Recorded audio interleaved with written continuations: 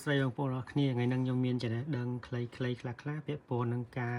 កក់ថេពេតាមរយៈ UJ Cook យើងកក់ផ្ទាល់តាមទូរស័ព្ទដៃហ្នឹងហើយដំបូងយើង download កម្មវិធី UJ Cook នេះមកហើយយើងតម្លើងកម្មវិធី UJ Cook ហ្នឹងទៅយើងបង្កើត email បង្កើត ID លក្ខណៈដូចយើងបង្កើត Coupang អញ្ចឹងណាបងប្អូនយើងបង្កើតអញ្ចឹងទៅបន្ទាប់មកយើងចូលផ្ញើបានឥឡូវនេះយើងចូលមកកម្មវិធី UJ Cook មកនេះយើងចូលមកកន្លែងផាំងមួនយាយយ៉ាក់ហ្នឹងយើងកក់ថេពេតបមកយកខាងលើគុកនៃសូផូខាងលើនេះហ្នឹងហើយតបមកយើងធីកនេះមួយកន្លែងនេះកន្លែងផូនេពូនេះយើងថាជាបោះយើងមានស្រាប់ហើយទៅពេលដែលយើងចុះឈ្មោះទៅកន្លែងនេះគេដាក់អូតូឲ្យយើងមកហើយជាកន្លែងសាយឋានខ្ញុំឲ្យលេខទូរស័ព្ទលេខបន្ទប់លេខអីហ្នឹងហើយកន្លែងនេះកន្លែងឈ្មោះអ្នកទទួលអីបាននិយាយទៅការកក់ថេពេនេះបើសិនជាបងប្អូនដែលចត់រៀនលក់អីវ៉ាន់ដំបូងគាត់ចង់លក់នៅកូរ៉េអញ្ចឹងយើងអាចកក់បានឬមួយក៏បងប្អូនពលករយើងកក់សម្រាប់ផ្ញើអីវ៉ាន់ទៅឲ្យមិត្តភ័ក្តិអីចឹងស្រួលហើយនៅឆ្ងាយមកឆ្ងាយអីចឹងណាយើងឆ្ងាយមកឆ្ងាយថេពេទៅយើងកក់ឲ្យគូជាគូគេមកយកនៅផ្ទះហ្នឹងហើយចូលកន្លែងហ្នឹងវិញកន្លែងនេះយើងវាយឈ្មោះគាត់មកគាត់ឈ្មោះភារ៉ូហើយអាស័យដ្ឋានកន្លែងឈូសូននេះយើងដាក់មកអាស័យដ្ឋានគាត់នៅកន្លែងនេះហ្នឹងហើយនេះអាស័យដ្ឋានគាត់ផ្សាយមកកន្លែងនេះយេស៊ូល3 kill 11ដក1នេះហើយយើងវាយចូលទៅ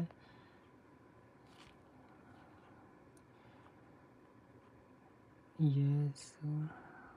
លវាយខុសចេះកូរ៉េពេក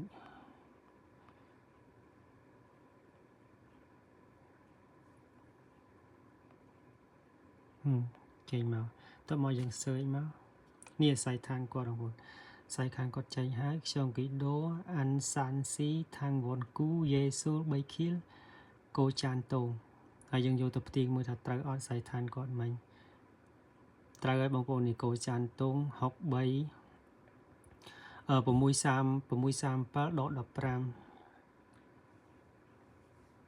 កន្លែងនេះក៏វាលុតមួយទៀត637 ដក 15ហើយយើងបញ្ជូននេះមកតបមកកន្លែងនេះបើសិនជាបងប្អូនដែលគាត់ថាគាត់នៅរោងចក្រយើងអត់ចាំបាច់វាយទេយើងអាចវាយជាឈ្មោះរោងចក្រគាត់ក៏បានអត់ក៏បានដែរបើសិនជាបងប្អូននៅ one room ឬក៏ apartment យើងត្រូវវាយលេខបន្ទប់ចូលដោយគឺអាស័យដ្ឋានគាត់នេះគាត់មានលេខបន្ទប់302ហូហើយនឹងកងស៊ីលហើយយើងវាយតាមហ្នឹងទៅដើម្បីឲ្យខាងដឹកគេស្រួលរោអញ្ចឹងណាយើងវាយ302ហូកងស៊ីលចាំហ្នឹងហើយរួចរាល់ហើយយើងវាយ302ហូកងស៊ីលតបមកចុចអាកន្លែងក្រហមនេះយើងដានសិនទៅចុចកន្លែងក្រហមនេះហើយបន្ទាប់មកទៀតកន្លែងនេះលេខទូរស័ព្ទគាត់010729557 01072ច្រឡំអាខាងមុខហ្នឹងមិនវាយ010ទេ7295កន្លែងនេះ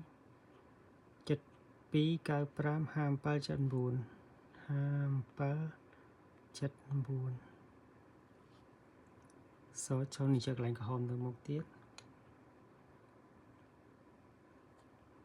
ហ្នឹងឥឡូវយើងបានភ្ជាប់អាស័យដ្ឋានគាត់រួចរាល់នេះអាស័យដ្ឋានគាត់នៅខាងនេះបន្ទាប់មកកន្លែងនេះយើងចូលមកបន្ទាប់ទៀតយើងចូលកន្លែង Sontex នេះកន្លែងយើងជ្រើសរើសគីឡូកញ្ចប់អីវ៉ាន់យើងឧទាហរណ៍ថាអីវ៉ាន់យើងត្រឹម10គីឡូ20គីឡូ30គីឡូចុះក្រោមឥឡូវយើងយកថាអីវ៉ាន់យើងទោះបីជាវាអត់បាន2គីឡូឬបាន1គីឡូប៉ុន្តែវាក្នុងចន្លោះ5គីឡូចុះក្រោមដើម្បីឲ្យគេកំណត់តម្លៃដែលគេដឹកជញ្ជូនឲ្យយើងហ្នឹងហើយយើងចុចមក5គីឡូតបមកអានេះជារយៈកម្ពស់វិកខ្ចប់របស់យើងកម្ពស់ដូចថាកម្ពស់កេះបើថាអីវ៉ាន់កេះយើង80សង់ទីម៉ែត្រចុះក្រោមឬក៏100សង់ទីម៉ែត្រចុះក្រោម120សង់ទីម៉ែត្រចុះក្រោមអញ្ចឹងទៅយើងចុចខាងលើ80សង់ទីម៉ែត្រចុះក្រោមដោយសារខ្ញុំផ្ញើជាទូទៅខ្ញុំផ្ញើកញ្ចក់បែកជើងអញ្ចឹងទៅក្នុងមួយប្រអប់វាតូចដែរទេ80សង់ទីម៉ែត្រ ហើយបន្ទាប់មកទៀតកន្លែងនេះយើងចូលកន្លែងនេះកន្លែង Sontext នេះយើងផ្ញើជាកន្លែងនេះលេខ25នេះមានសម្ភារៈដូចជាយើងផ្ញើជាកាបូបបែកជើងខោអាវសម្លៀកបំពាក់អីចឹងណាបងប្អូនហើយយើងចូលកន្លែងនេះមកកន្លែង25នេះមកហ្នឹងហើយរួចរាល់ហើយបន្ទាប់មកទៀតចូលមកក្រោមចូលកន្លែងនេះអានេះយើងមិនបាច់ធ្វើអីទេវាមានទេព្រោះនេះជាថ្ងៃដែលគេដឹកជញ្ជូនឲ្យយើងហើយនឹងមកដែលគេមកយកកន្លែងនេះកន្លែង Sontext នេះយើងត្រូវយកមុនអាប់ហ្នឹងដើម្បីឲ្យខាងទឹកពេគេយកទៅដល់គេដាក់នៅកន្លែងដូចថាអ្នកទទួលក៏ដាក់នៅមុខបន្ទប់អ្នកទទួលអញ្ចឹងណាបងប្អូនដូចថានៅមុខបន្ទប់ឬមួយក៏មុខរោងចក្រអីចឹងទៅកន្លែងទឹកពេគេយកដាក់យើងដាក់មុនអាប់ចឹងទៅហើយបន្ទាប់មកទៀតអានឹងរួចរាល់ហើយបន្ទាប់មកទៀតកន្លែងនេះយើងត្រូវកន្លែងបំពេញកាតធនាគារកន្លែងនេះបងប្អូនសារចនខ្យល់ចែនហ្នឹងយើងយក select នេះមកដើម្បីអីដើម្បីឲ្យគេទូទាត់លុយកាត់លុយអូតូយើងទៅពេលដែលយើងដាក់លេខកូដកាតទៅនេះលេខកូដកាតយើងមាននេះមកអានេះថ្ងៃខែកាតចំខែរបស់កាតយើងអាលេខឆ្នាំតបមកនេះកាលនេះលេខសម្ងាត់កាតធនាគារយើង2ខ្ទង់ខាងមុខនឹងយកទៅខាងមុខហ្នឹងបងហើយអាកន្លែងនេះថ្ងៃខែឆ្នាំកំណើតយើងដាក់ឆ្នាំខែហើយនឹងថ្ងៃ6ខ្ទង់យក2ខ្ទង់ឧទាហរណ៍ថាយើងកើត94យើងដាក់94 95ដាក់95ទៅហើយខែហើយនឹងថ្ងៃខ្ញុំឲ្យលេខកាតខ្ញុំសិនហ្នឹងហើយសុំបិទសិនបងប្អូន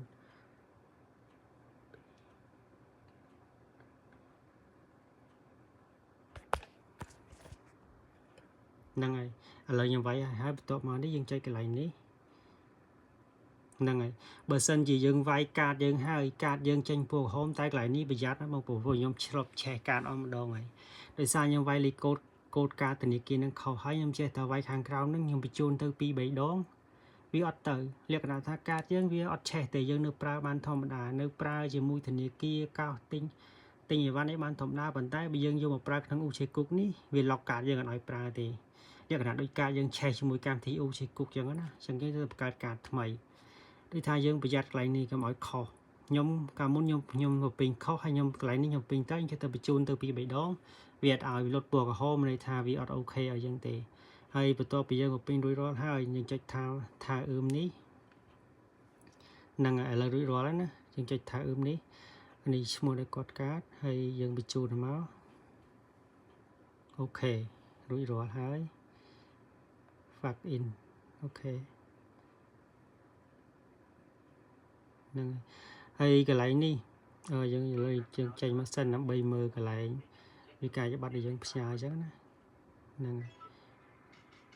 យើងចេញមកកន្លែង home សិនមកយើងចូលកន្លែងនេះតបមកចូលខាងលើដូចគ្នានេះកន្លែងនេះបងប្អូននេះកន្លែងយងណេហ្នឹងហើយចុចទៅនេះអាកន្លែងយើងផ្ញើមិញ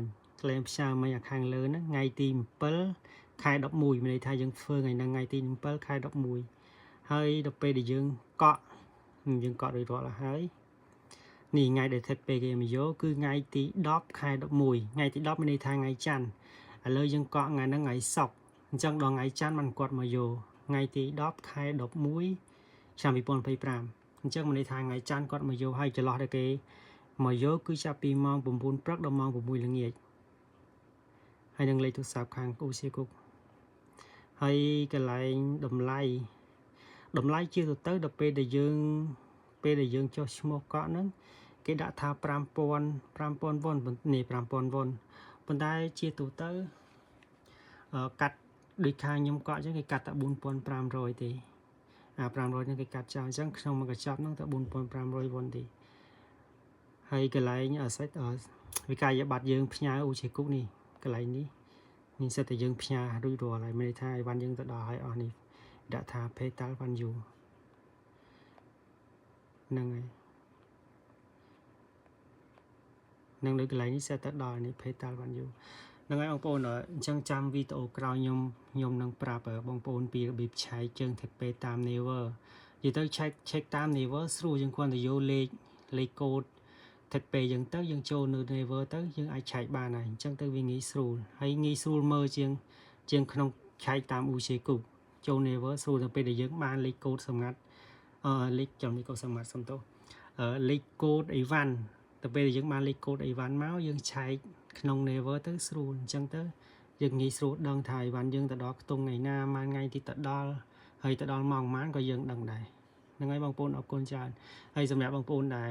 នៅក្នុង YouTube ជួយចុច Subscribe មួយផងដើម្បីទទួលបានវីដេអូក្រោយទៀតចែកចំណេះដឹងខ្លីៗបាទអរគុណច្រើន